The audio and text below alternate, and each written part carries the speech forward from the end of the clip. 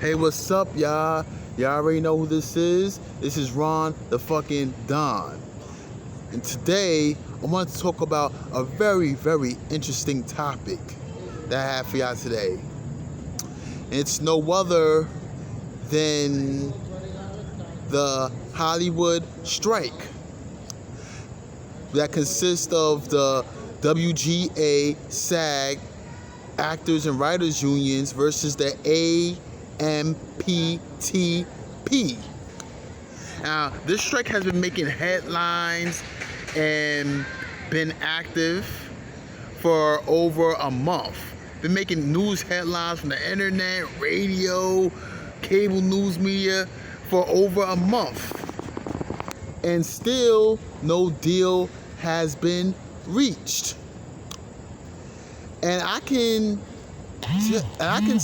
tell you why. Let me tell y'all why no deal has been reached. Now, first off, let me say that from the get-go, it's been concerned about AI, artificial intelligence. The actors been concerned about AI taking their jobs or whatnot. That's understandable. They could be concerned about that. First, the writers went on strike, and then the actors joined in. So I guess SAG and WGA worked together or whatever. They worked together, and they wanted to since they writers and actors, they wanted to work together so they can get a deal done. And concerned to AI, that's understandable. However, AMPTP, that represents the Hollywood studios, they have come up with some proposals. First, SAG, WGA had come up with a proposal that the 11% wage increase, and AMPTP, which is the collective of the Hollywood studio production companies, has came forward with a $300 million wage increase, which 5% which consists of 5% year one, 4.5% year two, and 3% in year three, which, by the way, is a historic proposal, a very historic proposal.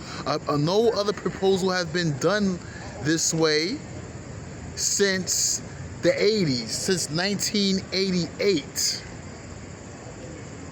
Whatever. That was AMPTP. They was able to match the SAG unions, WGA unions wanted 11%, and in AMPTP offered them $300 million over the next 3 to 5 years. You know, so that's still a pretty good proposal. It's not exactly what the unions want, but it's still a pretty good proposal. But the unions turned it down, said it wasn't good enough. And may I add, when you add in the AMPTP, when you add in when they added in the AI provisions that consist of having to get the actors and performers' consent. They have to get their consent before the AI uses any of their persona. They have to get their consent for each project that they AI use. That uses AI. They have to get their consent for every project, which is another bargain. They have to negotiate for every project. So when you add everything up, that's an overall $1 billion deal. When you add in the healthcare, when you add in the healthcare benefits and overall pensions, that's overall $1 billion deal that the unions had left on the table. Now, all I say is, in this case, the unions has made things more difficult for the actors, writers, and the production studios to reach a deal. Unions have made it difficult. They drive a tough, unreasonable bargain. Now, they say that it's also may I add that They also added the streaming service as well. They wanted a cut of revenue from the streaming services, something that the producers and the directors aren't even entitled to. Matter of fact, they have to pay a licensing fee. A licensing fee for just to get their projects, shows, TV shows and films, whatever, on the streaming service. You have to pay a licensing fee for that. So how can they give the actors and the writers a cut of revenue, of that revenue, when they're not entitled to it themselves? So it's the unions being, in this case, the unions is being unreasonable. And this is not the first time that the unions has made things difficult.